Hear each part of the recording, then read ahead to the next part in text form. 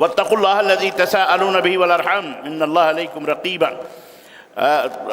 یا ایھا الذین آمنوا اتقوا اللہ وقولوا قولا سدیدا یصلح لکم اعمالکم ویغفر لکم ذنوبکم ومن یطع اللہ ورسولہ فقد فاز فوزا عظیما اللہم صلی علی محمد وعلی آل محمد کما صلیت علی ابراہیم وعلی آل ابراہیم انک حمید مجید اللہم بارک علی محمد وعلی آل محمد کما بارکت علی ابراہیم وعلی آل ابراہیم انک حمید مجید۔ معزز حاضرین کرام، نوجوان دوستوں، بزرگوں اور بھائیوں اور قابل احترام اسلامی ماں اور بہنوں اور عزیز بچوں، آج اللہ تبارک و تعالیٰ کے فضل و کرم سے 7ویں تراویح مکمل ہوئی ہے۔ اللہ عز و جل کا فضل اور اس کا احسان ہے کہ جس نے ہمیں یہ موقع نصیب فرمایا کہ ہم قرآن کریم کے اس ماہ مبارک میں قرآن کے اس نزول اور نازل ہونے کے مہینے میں قرآن بھی سن رہے ہیں، پڑھ رہے ہیں۔ اللہ کے فضل و کرم سے اس کا خلاصہ اور اس کا ترجمہ بھی جاننے کی کوشش کر رہے ہیں۔ اللہ تبارک و تعالیٰ کے احکامات، فرمودات اور مناہی، جتنے بھی منع کی ہوئی چیزیں ہیں، اللہ کے حقوق، بندوں کے حقوق اور دیگر عبادات، واقعات، قصے، حقائق، وہ تمام سب چیزیں اللہ کے فضل و کرم جو قرآن کے اندر خزانہ موجود ہے، اسے ہم رفتہ رفتہ دھیرے دھیرے سمجھنے کی اور اس کو جاننے کی کوشش کر رہے ہیں۔ آپ کو پتہ ہونا چاہیے حضرت ابن عربی یہ بہت بڑے مفسر قرآن گزرے ہیں، بہت بڑے۔ انہوں نے ایک جگہ ذکر فرمایا کہ یہ سورہ مبارکہ سورہ بقرہ جو ہے اتنی عظیم سورہ ہے کہ اس کو حضرت عمر بن خطاب رضی اللہ تعالیٰ عنہ کہتے ہیں، میں نے سنا ہے اپنے بزرگوں سے کہ اس کے اندر تقریباً 1000 سے زیادہ اللہ تبارک و تعالیٰ کے احکامات موجود ہیں۔ 1000 سے زیادہ اللہ تبارک و تعالیٰ کے وہ باتیں موجود ہیں جس سے اللہ رب العزت نے نواہی، جن کو کہتے ہیں اللہ رب العزت نے منع فرمایا ہے۔ اسی طرح 1000 سے زیادہ حکمتیں اور 1000 سے زیادہ اس کے اندر واقعات اور قصے موجود ہیں۔ اگر صرف سورہ بقرہ کو بیان کیا جائے تو یہ اتنا بڑا معاملہ ہو جائے گا۔ امام قرطبی نے اس واقعے کو ذکر کیا ہے، کہتے ہیں یہی وجہ ہے کہ حضرت عمر بن خطاب رضی اللہ تعالیٰ عنہ جب سورہ بقرہ کو تفسیر کے ساتھ پڑھا کرتے تھے اور اس کی تعلیم جب دیتے تھے تو تقریباً 12 برس میں وہ سورہ بقرہ ختم ہوتی تھی۔ کتنے برس میں؟ جسے آپ 12 دن بھی نہیں ہوئے اور آپ ختم کرنے کے فکر میں ہیں۔ 12 برس لگتے تھے سورہ بقرہ کے سمجھنے میں اور ختم کرنے میں۔ اور حضرت عبداللہ بن عمر رضی اللہ تعالیٰ عنہ نے یہ سورہ مبارکہ 8 سال میں پڑھی ہے۔ 8 سال لگے ہیں ان کو یہ سورہ مبارکہ کے معنی اور مطلب سمجھنے میں۔ بہرحال ہم تو رمضان کے اس مبارک مہینے میں اتنا ٹائم تو نہ آپ کے پاس ہے نہ ہمارے پاس ہے۔ البتہ یہ ہے کہ آپ کو چاہیے، ہم کو بھی چاہیے کہ ہم اپنے گھروں میں مثلا کم از کم تفسیر ابن کثیر جو عظیم کتاب ہے، امام حافظ ابن کثیر رحمۃ اللہ علیہ کی تفسیر ابن کثیر اپنے گھر میں رکھیں، کیونکہ متفقہ طور پر تمام اہل السنہ والجماعہ کا یہ فیصلہ ہے کہ تفسیر ابن کثیر ایک ایسی کتاب ہے جس کے اندر امام ابن کثیر رحمۃ اللہ علیہ نے قرآن کو قرآن کے ذریعے، اسی طرح قرآن کو حدیث صحیحہ کے ذریعے، احادیث صحیحہ کے ذریعے تفسیر کی ہوئی ہے۔ اس کا معنی اور مطلب زیادہ تر یعنی تقریباً 95-98% باتیں اس کے اندر بالکل پرفیکٹ ہیں، صحیح ہیں۔ کچھ باتیں جہاں ضعیف احادیث ہیں، روایات ہیں، تو امام ابن کثیر رحمۃ اللہ نے اس کو ذکر بھی کر دیا ہے، اور اگر ان سے کہیں چوک ہوئی ہے تو بعد کے آنے والے محدثین نے اور تحقیق کرنے والوں نے تفسیر ابن کثیر کی، انہوں نے اس روایت کے بارے میں نوٹ لگا دیا ہے کہ یہ روایت ضعیف ہے یا یہ روایت موضوع ہے یا یہ روایت صحیح نہیں ہے۔ تو الحمدللہ کم از کم اپنے گھر میں آپ عام مطالعہ کرنے کے لیے تفسیر ابن کثیر رکھیں، اور ہر گھر میں ہونی چاہیے تاکہ کم از کم اس کا معنی اور مطلب سمجھیں آپ۔ ویسے مملکت سعودی عربیہ کی طرف سے احسن البیان جو چھپی ہے، قرآن کا ترجمہ جو سعودی عرب سے، وہ بھی اتھینٹک کتاب ہے۔ اسی طرح سے احسن البیان جو حافظ صلاح الدین یوسف رحمہ اللہ کا ترجمہ ہے اور تفسیر ہے، اور مولانا صفی الرحمن مبارک پوری رحمۃ اللہ علیہ کی اس کے اوپر نظر ثانی ہے، جو میرا خیال ہے آپ حضرات کے پاس ہوگی، وہ مختصر سی تفسیر، اس کا بھی مطالعہ کرا کریں، کیونکہ اس میں بھی صحیح احادیث کا التزام کیا گیا ہے الحمدللہ۔ تو اتنا کافی ہوگا آپ کے پاس اگر صحیح کی تفسیر کی کتابیں آپ اپنے گھر میں رکھیں اور روزانہ اس کو پڑھیں۔ اس سورہ کے فضائل کے بارے میں تو میں نے بہت ساری باتیں آپ حضرات کی خدمت میں رکھی ہیں، ایک باتیں مجھے اچھی لگیں تو میں نے آپ کے لیے اس کو سجا کر اور اس کو تحریر کر کے اور اس کو محفوظ کر کے آپ کی خدمت میں لایا ہوں، تاکہ آپ کے دل میں، آپ کے دماغ میں سورہ بقرہ کی اہمیت اور اس کی ضرورت اور اس کی فضیلت آپ کے دل میں رہے۔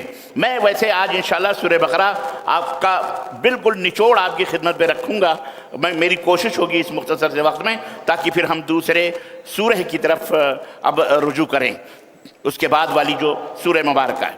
تو سورہ بقرہ جو ہے، اس کی فضیلت میں اللہ کے رسول صلی اللہ علیہ وسلم کی ایک حدیث میں نے سنی کہ ان لکل شیء سناما وان سنام البقرہ ان سنام القرآن سورۃ البقرہ۔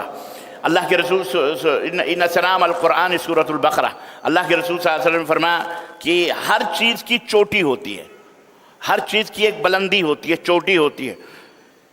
چوٹی سمجھتے ہیں نا، سر ہوتا ہے اس کا، سمجھیے جیسے جانور بھی ہوتے ہیں تو ان کے کوہان ہوتے ہیں، پیٹھ کے اوپر وہ ایک کوہان ہوتا ہے، گائے ہو، بیل ہو، بھینس، کوہان ہوتے ہیں، اونٹ ہوتے ہیں ان کے کوہان ہوتے ہیں۔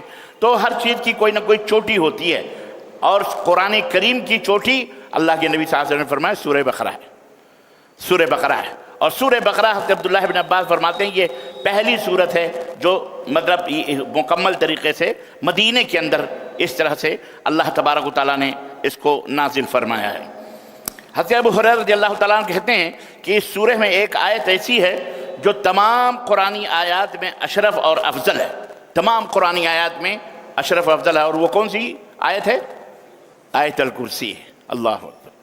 اور حضرت عبداللہ بن عباس نے فرمایا کہ سورہ بقرہ کی 10 آیتیں ہیں، اگر کوئی شخص انہیں رات میں پڑھ لے تو اس رات کو جن اور شیطان اس گھر میں داخل نہیں ہوتے، اور اس کو، اس کے اہل و عیال کو اس رات میں، اس کو بھی، پڑھنے والے کو بھی، اور اس کے بیوی، بچے، خاندان، گھر کے لوگ جو گھر میں سو رہے ہیں، ان کو کوئی بھی بیماری، کوئی بھی رنج، کوئی بھی غم، کوئی بھی آفت انشاءاللہ تبارک و تعالیٰ ان کو نہیں آئے گی، اور نہ ہی کوئی ناگوار واقعہ انہیں پیش آئے گا۔ سورہ بقرہ کی 10 آیتیں، وہ 10 آیتیں کون سی ہیں؟ 10 آیتیں 4 تو شروع کی آیتیں ہیں، 4 جو ہے کون سی؟ شروع کی، کون سی؟ الف لام میم ذالک الکتاب، وہ 4 آیتیں وہ ہیں، اور 3 آیتیں درمیانی ہیں، یعنی آیت الکرسی۔ آیت الکرسی کی 3 آیتیں نا، یہ ایک آیت یہ ہے اور 2 آیتیں اس کے بعد ہیں، 3 آیتیں، اور اس کے یعنی آیت الکرسی اور اس کے بعد کی 2 آیتیں۔ اور پھر سورہ بقرہ کی آخری 3 آیتیں کیا ہیں؟ للہ ما فی السماوات و ما فی الارض ان تبدوا، یہ پوری ہے نہیں؟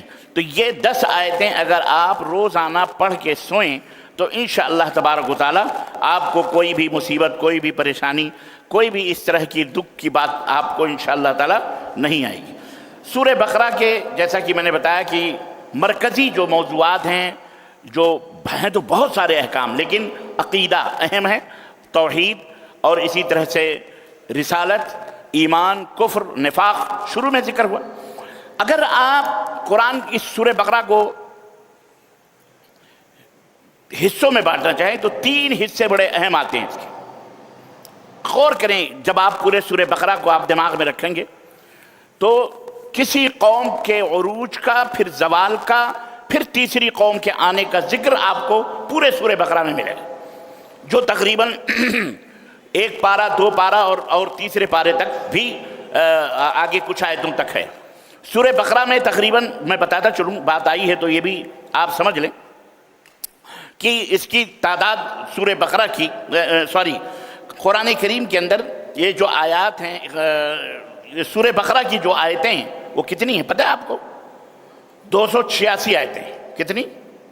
سورہ بقرہ کی 286 آیتیں ہیں، اور ان 286 آیتوں کو جب آپ اور تفصیل جانیں گے، کلمات کو جوڑیں گے تو تقریباً اس میں 6121 کلمات ہیں، اور ان کے حروف کو اگر اور جوڑیں گے، کن کے؟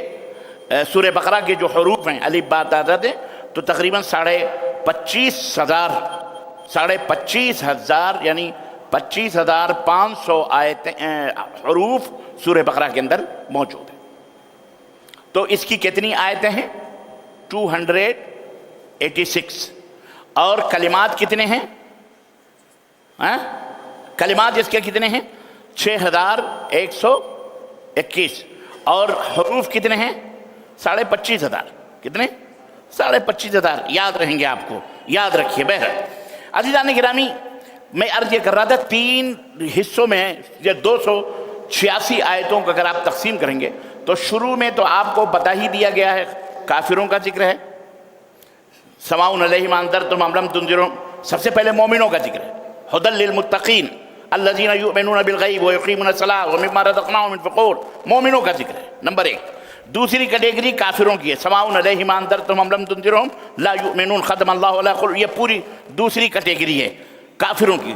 اور اس کے بعد تیسری کیٹیگری اللہ تبارک و تعالیٰ نے منافقین کی بیان کی، فی قلوبہم مرض ومن الناس من یقول آمنا باللہ، کچھ لوگ ایسے ہیں جو کہتے ہیں ہم اللہ پر ایمان لائے، یوم آخرت پر ایمان لائے، وما ہم بمؤمنین، حالانکہ وہ مومن نہیں ہیں۔ فی قلوبہم مرض فزادہم اللہ مرضا، ان کے دلوں میں بیماری ہے، اللہ اس بیماری کو اور دور کرتا ہے۔ وَإِذَا قِيلَ لَهُمْ لَا تُفْسِدُوا فِي الْأَرْضِ، یہ منافقین کی صفت یہ ہوتی ہے، اگر ان سے کہا جائے کہ تم دنیا میں فساد، اس زمین پر فساد نہ پھیلاؤ، تو کہتے ہیں کہ نہ، ہم تو فساد تھوڑی پھیلاتے ہیں، ہم تو اس دنیا میں اصلاح کرنے کے لیے ہم مصلح ہیں، الا انہم هم المفسدون، اللہ فرماتا ہے وہی فسادی۔ وَإِذَا قِيلَ لَهُمْ آمِنُوا كَمَا آمَنَ النَّاسُ، اور جب ان سے کہا جاتا ہے کہ لوگ اس طرح ایمان لاؤ جس طرح لوگ ایمان لائے ہیں، قالوا، تو کیا کہتے ہیں؟ وَإِذَا قِيلَ لَهُمْ آمِنُوا كَمَا آمَنَ النَّاسُ قَالُوا أَنُؤْمِنُ كَمَا آمَنَ السُّفَهَاءُ، ہم اس طرح ایمان لائیں جس طرح بیوقوف لوگ ایمان لائیں۔ استغفر اللہ، یعنی صحابہ کو وہ بیوقوف سمجھتے تھے، صحابہ کو کیا کہتے تھے؟ صفا۔ اللہ نے اپنے صحابہ کی طرف سے ان منافقوں کو جواب دیا اور فرمایا الا انہم هم الصفہاء، خبردار خبردار سنو، یہی صفہاء ہیں، یہی منافقین ہی بیوقوف ہیں۔ تو انہوں نے صرف بیوقوف کہا تھا، آج اگر صحابہ کو کوئی گالی دے تو میں سمجھتا ہوں اللہ نے صفہاء کا بدلہ صفا سے دیا، وہ بیوقوف کہتے ہیں تو تم ہی بیوقوف ہو، اگر وہ کافر کہتا تو وہ خود کافر ہے۔ صحابہ کو جو کافر کہے، اس آیت کریمہ سے پتہ چلا صحابہ کی ادنا بھی گستاخی کفر ہے۔ ان منافقین بیوقوف کہتے تھے تو اللہ نے کہا تو ہی بیوقوف ہے، تم ہی بیوقوف ہو۔ وَإِذَا لَقُوا الَّذِينَ آمَنُوا قَالُوا آمَنَّا وَإِذَا خَلَوْا إِلَى الشَّيَاطِينِ قَالُوا إِنَّا مَعَكُمْ وَنَحْنُ مُسْتَهْزِئُونَ، جب مومنوں سے ملتے ہیں تو کہتے ہیں ہم ایمان لائے، اور جب کافروں سے ملتے ہیں تو کہتے ہیں ہم تو مذاق کر رہے ہیں، تو مذاق کریں ان کا۔ تو بہرحال اللہ تعالیٰ نے ان کو جواب دیا۔ تو یہ کیٹیگری، 3 کیٹیگری، مومنوں کی، کافروں کی، منافقین کی۔ اس کے بعد اللہ تعالیٰ نے زمین کی تخلیق کا ذکر فرمایا کہ ہم نے زمین کو کیسے پیدا کیا، اور اس کے بعد حضرت آدم کی تخلیق کا تذکرہ فرمایا، جیسا کہ آپ نے پوری تفصیل سنی، وَعَلَّمَ آدَمَ الْأَسْمَاءَ كُلَّهَا، پورا تذکرہ سنا۔ اس کے بعد اللہ رب العزت نے بنی اسرائیل کا تذکرہ فرمایا۔ اب یہاں سے ایک اسٹارٹ ہو رہا ہے، جو قدرت اللہ رب العزت ہم کو کیا ذہن دے۔ اس سورہ بقرہ کے اندر جب آپ پڑھو گے انشاءاللہ یہ خلاصہ آپ کے دماغ میں ہوگا، فٹافٹ کڑیاں ملتی چلی جائیں گی۔ بنی اسرائیل کا ذکر فرمایا اللہ رب العزت نے کہ بنی اسرائیل کون تھے، کیا تھے اور کیسے تھے، ہم نے ان کو کتنا رتبہ دیا، کتنا مقام دیا اور کتنی عزت بخشی۔ وَأَنِّي فَضَّلْتُكُمْ عَلَى الْعَالَمِينَ، ہم نے تم کو تمام عالموں کے اوپر فضیلت فرمائی۔ پھر ان کی سرکشی، پھر ان کی بدماشیاں، پھر ان کی نبیوں کا قتل کرنا، نبیوں کی گستاخیاں کرنا، اللہ نے چتھڑے سورہ بقرہ کے اندر ان کے جو کہہ لیں کہ چتھڑے ادھیڑ دیے، چتھڑے ادھیڑ دیے۔ اس لیے ان یہودیوں کو، ان نصرانیوں کو سورہ بقرہ سے بڑی دشمنی، کہتے ہیں سورہ بقرہ کو نہ پڑھا کرو، سورہ بقرہ سے جن بھی بھاگتے ہیں نا، تو یہ شیطانوں کے بندے یہ کہتے ہیں سورہ بقرہ نہ پڑھو۔ کیوں؟ سورہ بقرہ میں اللہ نے ان کے عیبوں کو بیان کیا ہے، ان کی تاریخ بیان کی ہے۔ اور یاد رکھو یہ سنت الہیہ ہے، یہی سنت الہیہ ہے، قیامت تک یہ قرآن باقی رہے گا انشاءاللہ تعالی۔ اور جب تک یہ باقی رہے گا، یہودیوں کے، نصرانیوں کے کچے چٹھے اس کے اندر موجود رہیں گے کہ نہیں رہیں گے، اور آنے والی نسلیں پڑھتی رہیں گی کہ یہود و نصارہ کس خمیر کے بنے ہوئے اور کتنے ذلیل اور کتنے بدماش لوگ ہیں یہ، اور کس طرح انہوں نے ایک آدمی 400 نبیوں کو قتل کرتا تھا، اتنے کمینے تھے یہ خبیث۔ اور آج بھی اسی لیے اللہ نے انہیں ذلیل رکھا ہے۔ یہ نہ سوچو کہ فلسطین میں بیٹھ کر کے ادھر ادھر بڑی عزت ہے، ہرگز نہیں۔ اللہ تبارک و تعالیٰ انہیں قیامت تک ایسے ہی ذلیل رکھے گا، بس ہم صحیح ہو جائیں، ہم درست ہو جائیں، ہم ان کے نقش قدم پہ نہ چلیں، ہم ان سے دوستیاں نہ بڑھائیں، ہم ان کے طور اور طریقوں کے اوپر نہ مانیں، ان کے ایمان، ان کے عقیدے، ان کے عمل، ان کے شوشے، ان کے قطعاً اس سے دور رہیں، ہم بھی، ہماری بہنیں بھی، ہماری بیٹیاں بھی۔ یہ ہے اس کا محور، مرکزی موضوع یہود و نصارہ کا۔ اللہ تعالیٰ نے ان کا پورا عروج بیان کیا کہ کس طرح سے ہم نے ان کو توبہ کروایا، کس طرح سے نبی آئے، کس طرح سے ان کو پیغام پہنچایا۔ اس کے بعد آپ نے دیکھا آگے چل کر کے تھوڑی دیر کے بعد تقریباً یعنی اگر میں بتاؤں آپ کو تو یہ پہلا حصہ تھا یہ جس میں اللہ تعالیٰ نے ان کے سلسلے میں پوری تفصیلات بیان کی۔ پھر اللہ رب العزت نے سیدھے اب مسلمانوں کو یہ پیغام دیا کہ لن ترضی عنک الیہود۔ اچھا، اسی سورہ بقرہ کے اندر پہلے پارے کے اندر حضرت ابراہیم علیہ السلام کا ذکر آیا۔ آپ کو کل میں نے کچھ واقعات بتائے ابراہیم علیہ السلام کے کہ کس خانہ کعبہ کی تعمیر کا ذکر آیا، اور حضرت ابراہیم کی دعاؤں کا بھی اسی سورہ بقرہ کے اندر ذکر آیا کہ اللہ وبعث فیہم ربنا وبعث فیہم رسولا منہم، اے اللہ انہی میں سے ایک رسول پیدا فرما دے جو ان کو تعلیم دے، جو ان کو تربیت دے، جو ان کی طہارت دے۔ اور خانہ کعبہ کی تعمیر ہو رہی ہے، ابھی کوئی فیصلہ نہیں ہو رہا ہے۔ اور آپ کو یہ معلوم ہونا چاہیے کہ پہلا قبلہ اول ہمارا کون سا تھا؟ سنو بتاؤ، بیت المقدس۔ مکے میں بھی قبلہ اول کون سا تھا؟ بولو، بیت المقدس ہی تھا۔ یہودی بھی خوش تھے، سب خوش تھے، مکہ کے لوگ بھی بیت المقدس ہی سمجھتے، سب جانتے تھے، نصارہ بھی۔ ہمارا قبلہ اول کون سا تھا؟ بیت المقدس تھا۔ اور یہ ایک بات یہیں آئی ہے تو میں بتا بھی دیتا ہوں، قبلہ اول جب نبی کریم صلی اللہ علیہ وسلم ہجرت کر کے گئے مدینہ تو اس کے 17 یا 16 مہینے کے بعد، یعنی 1 سال 4 مہینے یا 1 سال کیا کہتے ہیں 5 مہینے کے بعد اللہ تبارک و تعالیٰ نے قبلہ تبدیل فرمایا ہے، جو ابھی دوسرے پارے میں اس کا ذکر آئے گا انشاءاللہ۔ اور کس طرح سے اللہ نے ذہن سازی کی۔ ہاں، یہ بات جو میں بتانا چاہتا ہوں میرے عزیزوں، میرے بھائیوں، مسلمانوں، قرآن کے اس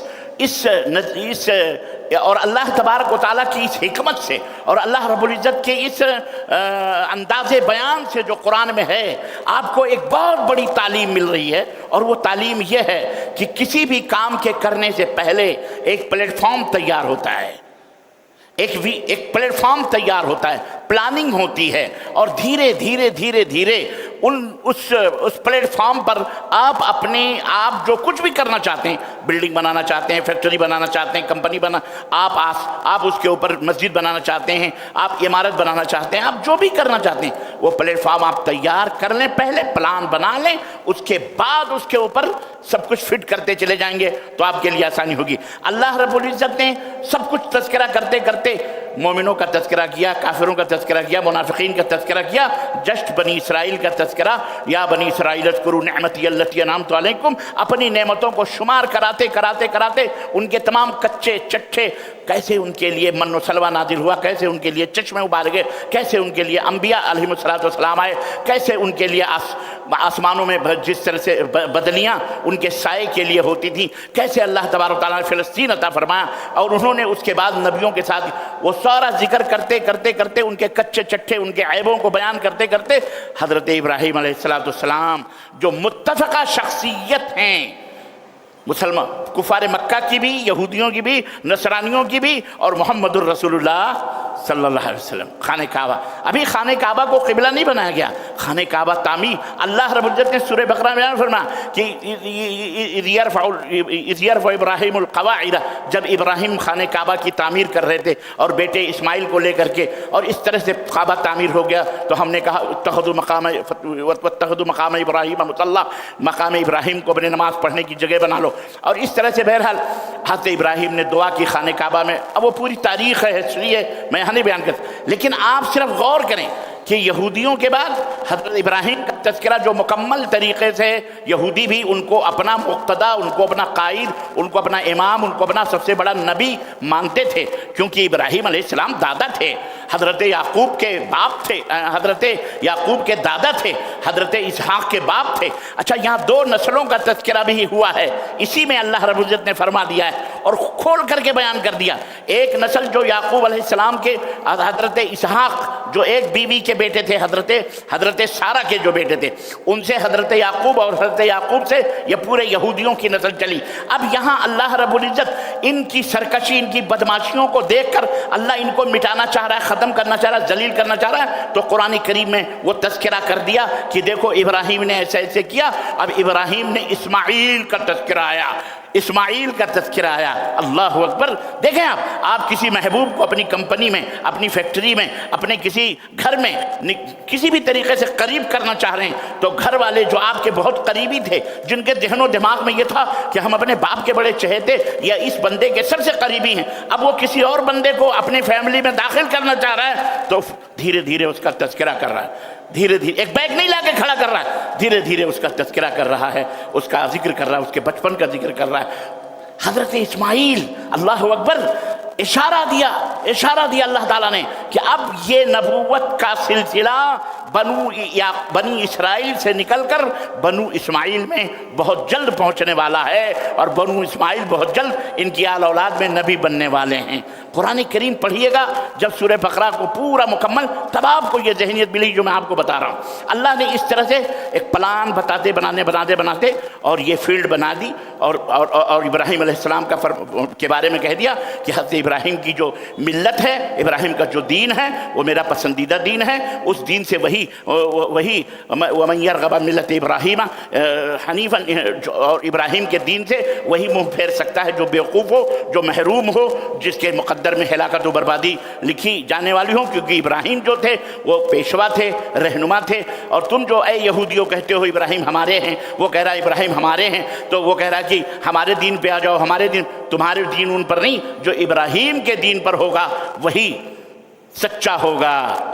وَقَالُوا كُونُوا هُودًا أَوْ نَصَارَىٰ، وہ یہودیوں کی طرف بلا رہے ہیں، ارے تم ابراہیم کی طرف بلاؤ، ابراہیم کی طرف۔ ابھی نبی کو کچھ نہیں کہا جا رہا ہے کہ میرا نبی جا رہا ہے، یہ کیا کرے گا، یہ کیا، وہ کچھ نہیں۔ ابھی اللہ صرف یہودیوں کی پوری سازشوں کو اپنے نبی کے سامنے بیان کر رہا ہے۔ دیکھنا میرے نبی، یہ یہودی یہ اللہ کے نبی کو پچھلی امتوں کے بارے میں کیا معلوم تھا بیچارے؟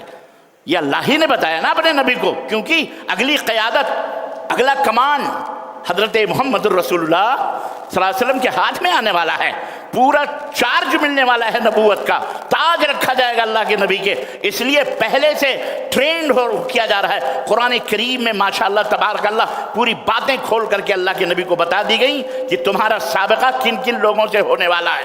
یہودی بھی بدماش، نصرانی بھی بدماش، کفار مکہ یہ سب کہتے ہیں ہم ابراہیم کے دین پر ہیں۔ اے نبی تم کہہ دو بل ملت ابراہیم حنیفاً، نہ یہودی نہ نصرانی بلکہ اور نہ کفار مکہ دعویٰ جو تم کرتے ہو ابراہیم کے دین پہ آؤ۔ ابراہیم کی جو سب سے بڑی خوبی تھی، ان تمام خوبیوں میں جو ایثار، قربانی، جو کچھ بھی ابراہیم نے دیا، ان میں سب سے بڑی جو خوبی تھی وہ یہ تھی وما کان من المشرکین، وہ مشرک نہیں تھے۔ یہودیوں تم بھی شرک کرتے ہو، کرسچنوں تم بھی شرک کرتے ہو، اور اے مکے کے کفار و مشرکین تم بھی شرک میں سب سے آگے ہو۔ اگر واقعی تم ابراہیم کے دین پر ہو، آؤ شرک نہ کریں۔ اللہ نعبد الا اللہ، اللہ کے سوا ہم کسی کی عبادت۔ آج بھی یہی فارمولہ اپناؤ، امت کے اندر انتشار ختم۔ جی جناب، مسجدیں ایک ہو جائیں گی، محراب ایک ہو جائیں گے، علماء، مولوی، مفتی، یہ جو آپ لوگ مختلف کیٹیگریوں میں بٹے ہو، یہی فارمولہ اپناؤ جو قرآن کا ہے، انشاءاللہ سارے فرقے ختم ہو جائیں گے، سارے گروہ بندیاں ختم ہو جائیں گی۔ لیکن مولوی تم کو قرآن نہیں پڑھنے دیتا، کیوں؟ اس لیے کہ قرآن پڑھو گے تو ہدایت پہ آ جاؤ گے۔ تم کہاں قرآن، تمہیں نہیں پتہ ہے، وہ اپنی بازیاں اس میں مار رہا ہے۔ تو الغرض اللہ انہیں ہدایت عطا فرمائے، بولو آمین۔ اللہ تبارک تعالیٰ نے یہ فیلڈ بنائی۔ اب اس کے بعد اپنے نبی کو اللہ رب العزت فرمایا لن ترضى عنك اليهود ولا النصارى۔ دیکھو کہاں سے شروع کیا؟ آیت نمبر 121 جو یا بنی اسرائیل اذکروا نعمتی التي انعمت علیکم واوفوا بعہدی اوفی بعہدکم، یہ پہلا حصہ ہے، یہ شروع آیت نمبر 40 سے لے کر، یہ آیت نمبر 40 ہے، آیت نمبر 40 سے لے کر آیت نمبر 121 تک اللہ رب العزت نے کیا فرمایا 21 میں یا بنی اسرائیل فرمایا وَلَن تَرْضَ عَنْكَ الْيَهُودُ وَلَا النَّصَارَىٰ حَتَّىٰ تَتَّبِعَ مِلَّتَهُمْ، بیچ میں 40 نمبر آیت سے لے کر کے اور 121 کے بیچ میں پورے کچھے چٹھے یہودیوں نصرانیوں کے بتا کر اخیر میں اللہ فرماتا ہے اے میرے نبی، اور سب کے لیے سنو، سب کے لیے، بہت سارے ہمارے مسلمان بھائی چلو تھوڑا سا مان لو، تھوڑا سا یہ کہنے میں کیا حرج ہے، آپ کو بہت ساری لالچیں یہاں آپ کے ملک کے اندر یا جہاں کہیں بھی مسلمان رہتے ہیں، کوئی ضروری نہیں ہم سب بھائی بھائی یہ مان لو وہ مان لو یہ کر لو۔ سنو، اللہ نے، یہ اللہ کا فیصلہ ہے، وَلَن تَرْضَ عَنْكَ الْيَهُودُ وَلَا النَّصَارَىٰ حَتَّىٰ تَتَّبِعَ مِلَّتَهُمْ، اے میرے حبیب سنو، تم سے یہودی اور نصرانی ہرگز راضی اور خوش نہیں ہو سکتے، نہ ہوں گے جب تک کہ تم ان کے دین کی پیروی نہ کرنے لگو۔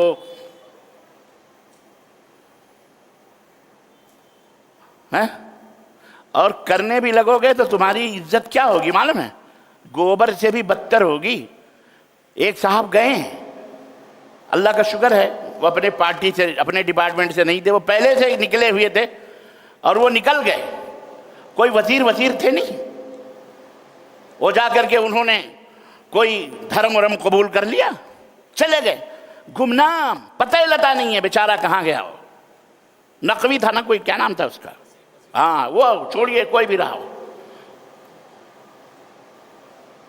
کہیں کوئی پتہ ہے، کوئی راضی اور خوش ہے؟ جس کے دین کو سمجھ کر کے گئے تھے آج وہی دین کو مٹانے کی بات کر رہا، آج بھی ویسے ہی ڈنڈوت مار رہا ہے وہ، اور یہ حضرت غائب ہیں، کہاں ہے پتہ ہی نہیں ہے۔ عزت تمہیں تمہارے دین میں ملے گی، اسلام میں ملے گی۔ تو اللہ نے جو فیصلہ دیا کہ کوئی راضی نہیں، حتی قل ان ھدی اللہ، یہ کہتے ہیں نا یہودی بن جاؤ، نصرانی بن جاؤ، فلانے بن جاؤ، یہ کہتے ہیں کہ پورا بھارت ہی ہندو تھا تو سب لوگوں کو گھر واپسی ہونی چاہیے۔ یہاں کا ایک بہت بڑا کوئی دھارمک لیڈر ہے، ناگپور وغیرہ میں کہیں رہتا ہے، اس کے باپ داداؤں کی جنم کنڈلی نکالو، اللہ کی قسم اس کا دادا پکا یہودی تھا، وہ یہاں کے برہمن بنا ہوا ہے، جی جناب، مہاراشٹر کے اندر۔ اور میں نے دیکھے مہاراشٹر کے اندر، بامبے کے اندر بھی دیکھے، اور محصلہ اس کے علاقے میں ہم نے دورے کیے تو دیکھے یہودیوں کے آج بھی ٹیمپل موجود ہیں، یہودی پہلے سے بھی بھارت کے اندر موجود تھے۔ تو جس طرح میں نے آپ کو بتایا، ایک جگہ بتایا تھا میں نے، کرسچنوں کو گمراہ کرنے والے یہی یہودی، اور اسلام کے اندر لڑائی اور جھگڑے کروانے والے اور فرقے پیدا کرنے والے، سب سے پہلا فرقہ جو تھا بلوائیوں کا، جس نے سیدنا عثمان غنی رضی اللہ تعالیٰ عنہ کو شہید کیا، یہی یہودیت کا بنایا ہوا فرقہ تھا۔ حضرت علی کو شہید کیا، یہی یہودیت کا بنایا ہوا فرقہ۔ حضرت حسن حسین کو یہی یہودیت کا بنایا ہوا فرقہ، جو اپنے آپ کو ان کی دوستی کا دم بھر کر اپنے آپ کو ان کی جماعت اور اپنی گروہ کا کہتے ہیں۔ یہ سارے یہودیت کی کارستانیاں ہیں، یہ درگاہ، یہ مدار، یہ شد علم، یہ سارے انہی یہودیت کی کارستانیاں ہیں۔ اللہ کے نبی نے اسی لیے آخری وقت میں فرمایا تھا، چادر مبارک کو اپنے چہرے سے ہٹاتے ہوئے، کہ لعن اللہ الیہود والنصارى اتخذوا قبور انبیائہم مساجدا، اللہ کی لعنت ہو یہود و نصارہ پر جنہوں نے اپنے بزرگوں کی قبروں کو سجدہ گاہ بنا لیا۔ اور اللہ کے نبی دعا کرتے تھے، اللہم لا تجعل قبری عیدا، اے اللہ میری قبر کو زیارت گاہ نہ بنانا، نہ بننے دینا۔ اور اللہ کا شکر ہے کہ اللہ کے فضل سے ان بدعتی مشرکوں کے ہاتھ سے اللہ کا فضل ہے، اللہ کے نبی کی قبر اطہر محفوظ ہے، ورنہ یہاں بھی جناب علی، نصرت فتح علی کے قوالیاں ہوتی، دمادم مست قلندر ہوتے، ہے کہ نہیں؟ نچاتے کہ نہیں نچاتے بھنگڑے، یہاں بھی چھڑیاں جاتی، یہاں بھی ارے نہ جانے کیا کیا ہوتا۔ اللہ رحم فرمائے مملکت سعودی عربیہ کے ان موحدین پر، جنہوں نے پوری دنیا کے سامنے آنکھوں میں آنکھیں ملا کر کے باتیں کی۔ ملک عبدالعزیز رحمۃ اللہ علیہ کا زمانہ تھا جب پورا بھارت کے بڑے بڑے جگادری مولوی گئے تھے، پوری دنیا کے جگادری علماء آئے تھے، اور پتہ نہیں کسی نے یہ کہہ دیا تھا کہ بھئی یہ گنبد خضرا جو ہے اس کو ختم کیا جائے گا، اس کو توڑنے کی بات ہے، شیطان ایک سے ایک شگوفے چھوڑتا رہتا ہے۔ تو اس پر، اور وہ اس وقت ملک عبدالعزیز کے زمانے میں جنت البقیع جس کو آج کہا جاتا ہے، جو مسجد نبی کے قریب ہے، آپ دیکھیں گے کوئی پکی اور گنبد والی، کوئی مینارے والی خبر اوبر نہیں ہے۔ یہ کس کا کارنامہ تھا؟ یہ اسی مملکت سعودی عربیہ کے مؤسس اور بانی ملک عبد العزیز کا کارنامہ تھا کہ انہوں نے سارے گنبد، ساری پکی قبریں اکھاڑ کر اور سب کو برابر کر کے بہترین انداز سے ایک جیسا منظر خوبصورت سا بنا دیا، جہاں دیکھنے کے بعد آخرت یاد آتی ہے، موت یاد آتی، جہاں یہ سمجھ میں آتا ہے کہ یہاں ہمارے بزرگ لوگ دفن ہیں، حضرت فاطمہ الزہرا ہیں، حضرت عثمان غنی ہیں، سارے دفن ہیں۔ دیکھو ایسا تصور ہمیں بھی ایک دن اسی میں آتا ہے، آنا ہے، آخرت کی یاد آتی۔ اللہ ہدایت دے، ہے صحیح ہے۔ کہا یہ اینٹ اور مٹیاں گارے ہم نے جس نے بھی بنوائے تھے ان کی تو کوئی قیمت نہیں ہے۔ اے علماء کرام، دور و دراز سے تشریف لائے ہو، ہمیں صرف ایک حدیث بتا دو، قرآن کی کوئی ایک آیت بتا دو، نبی کی کوئی ایک حدیث بتا دو کہ نبی نے قبروں پر گنبد بنانے یا اسے پختہ کرنے کا حکم دیا ہے۔ رب کعبہ کی قسم ہے، پہلے کی قبریں تو مٹی اور اینٹ کے گاروں سے بنی تھیں، ہم سونے اور چاندی کے اینٹوں اور سونے اور چاندی کے گاروں سے ہم یہ قبر بنا دیں گے۔ ہمیں ایک روایت لا کے دیں، ایک بات۔ پوری دنیا کے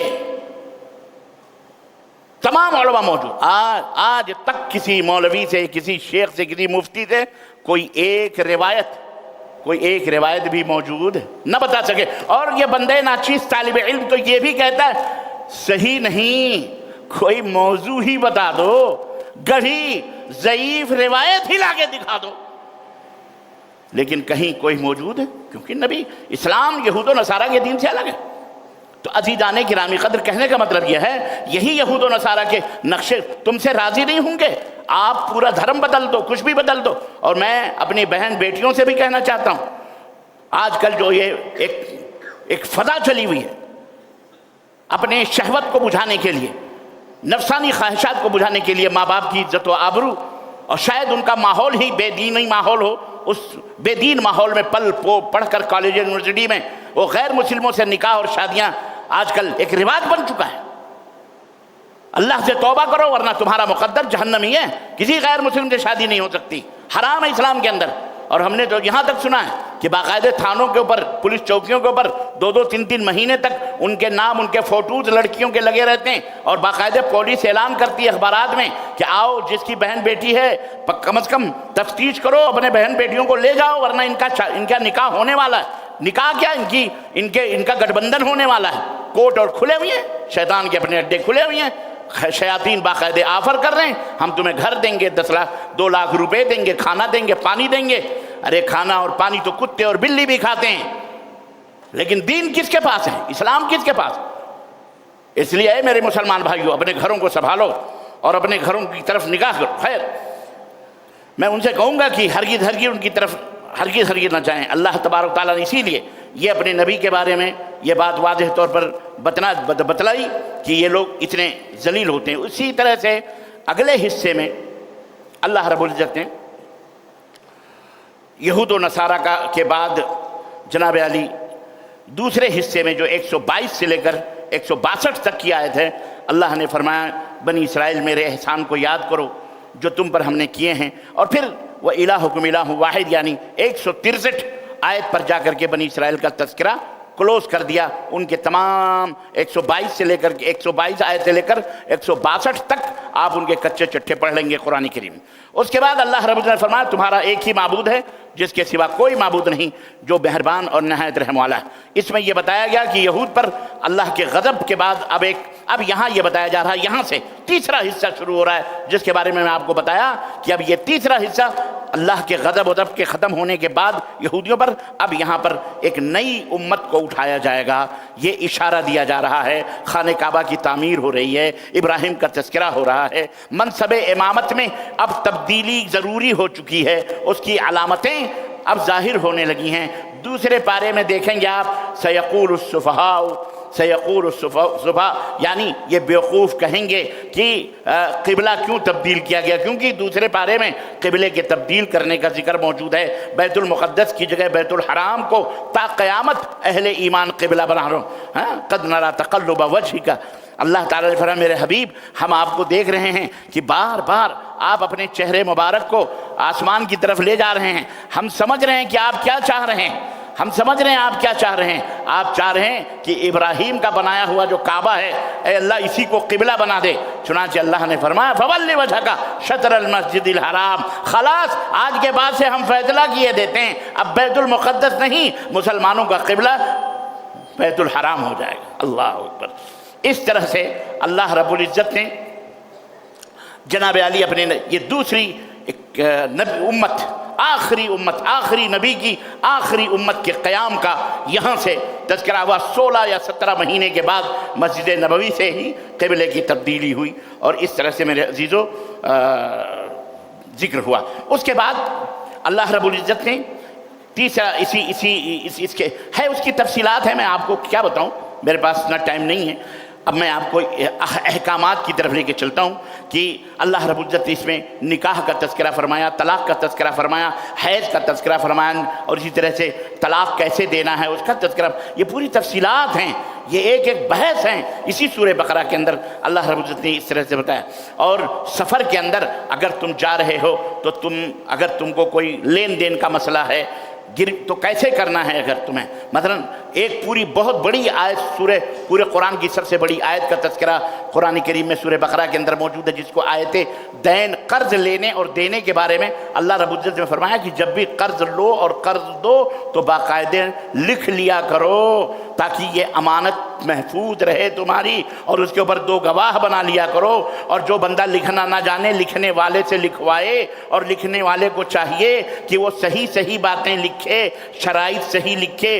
گواہ اگر 2 مرد نہ ملیں تو 1 مرد 2 عورتوں کی گواہی اس کے اوپر لکھی جائے۔ کیوں؟ اس لیے کہ عورتیں جب 2 ہوں گی تو آپس میں وہ اتحاد نہیں کر سکتی، جھوٹ نہیں بولیں گی، اگر ایک بھول گئی تو دوسری اس کو یاد دلا دے گی۔ اس لیے اللہ تعالیٰ نے فرمایا کہ 2 عورتیں گواہی میں بناؤ، 2 عورتیں گواہ میں رکھو، یہ حکم فرض ہے۔ آج ہم اس حکم کی پامالی کرتے ہیں تو بہت سارے قرض دینے والے بھائی آج روتے ہیں کہ ان کو جس کو قرض دیا ہے وہ اسے قرض واپس جلدی نہیں کرتا ہے۔ اللہ کے اس حکم کی نافرمانی کی وجہ سے آج ہم اس عذاب میں مبتلا ہیں۔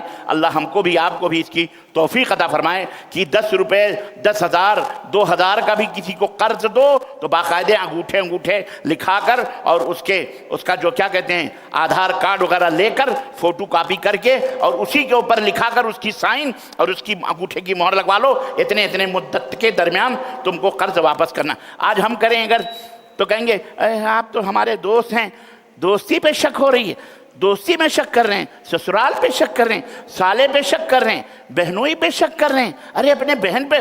اچھا لینے کے بعد وہ راجہ بن جاتا ہے اور دینے والا فقیر بن جاتا ہے بیچارہ، رگڑ کے مر جاتا ہے، وہ موبائل بند کر دیتا ہے، گلی سلام کلام بند کر دیتا ہے۔ میاں موبائل تو بڑی دور کی بات رہی، رشتے کاٹنے ہو، دوستی ختم کرنی ہو، آپ قرض دے دو، سب ختم ہو جائے گا۔ حرام کھاتے ہیں یہ حرام خور، اللہ کے نبی نے ان کے مرنے کے بعد ان کے جنازے نہیں پڑھے۔ آج ہم اس بیماری کے اندر اسی وجہ سے مبتلا، قرض دینے والا فقیر ہو جاتا ہے، بھکاری ہو جاتا ہے، اور لینے والا موچ پہ تاؤ دے کے راہ گھومتا ہے ادھر۔ ایسا نہ کرو، اللہ سے ڈرو، مر جاؤ گے اللہ کی قسم ایک ایک پائی کا حساب دینا پڑے گا، تمہاری اولاد نہیں دے گی۔ بہرحال تو اللہ رب العزت نے اس طرح سے اخیر میں پورا ذکر کرتے کرتے، جیسا کہ میں نے بتایا نکاح کا، طلاق کا، سب کا، اخیر میں اللہ رب العزت نے چلتے چلتے آخری آیت میں اللہ اکبر یہ ذکر کیا کہ اے لوگو اللہ سے توبہ کرو، یعنی یہ سمجھیے دعاؤں کا ذکر فرمایا، اور انسانوں کے جو اقسام تھے ان کا تذکرہ فرمایا، اور ابراہیم اسماعیل کا ذکر، پھر احکام اور قوانین بتلائے، پھر روزہ، حج، اور میں نے بتایا تھا شروع میں یہی ایک سورہ مبارکہ ہے جس میں اسلام کے پورے ارکان کا ذکر ہے، نماز کا ذکر ہے، حج کا ذکر ہے، روزے کا بھی ذکر ہے، یا ایھا الذین آمنوا کتب علیکم الصیام، رمضان کا ذکر ہے، حج واتم الحج للہ اس کا بھی ذکر ہے۔ تو حج کا پورے ارکان اسلام کا اسی سورہ مبارکہ میں ذکر ہے، نکاح کا ہے، طلاق کا ہے، سود کی ممانعت اخیر میں، سود کی حرمت، اور سود کے بجائے کیا تم کو کرنا ہے تجارت وہ حلال ہے، اس کا ذکر اللہ رب العزت نے فرمایا۔ بہرحال آخرت کا ذکر، اور اسی طرح سے بعث بعد الموت، مرنے کے بعد دوبارہ زندگی کا ذکر، یہ تمام سب چیزیں اس سورت کے اخیر میں چلتے چلتے اللہ رب العزت نے وہاں بھی مومنوں کا ذکر فرمایا، ھدی للمتقین، اور اخیر میں بھی دعا दुआ सिखाई, क्या? अल्लाह अकबर। और वो ईमान के पूरे अरकान बताए, आमन रसूल बिमा उनज़िला इलैहि मिन रब्बिही वल मुमिनून कुल्लुन आमन बिल्लाहि व मलाइकतिही व कुतुबिही व रुसुलिही। वहाँ पूरे कुरान में इस्लाम के अरकान बताए, आखिर में ईमान के अरकान बताए, और फिर दुआ का वहाँ भी सलीक़ा अल्लाह ने बताया और यहाँ भी दुआ का सलीक़ा बताया, क्या? ला युकल्लिफुल्लाहु नफ्सन इल्ला वुसअहा लहा मा कसबत व अलैहा मा इक्तसबत रब्बना ला तुआखिज़ना।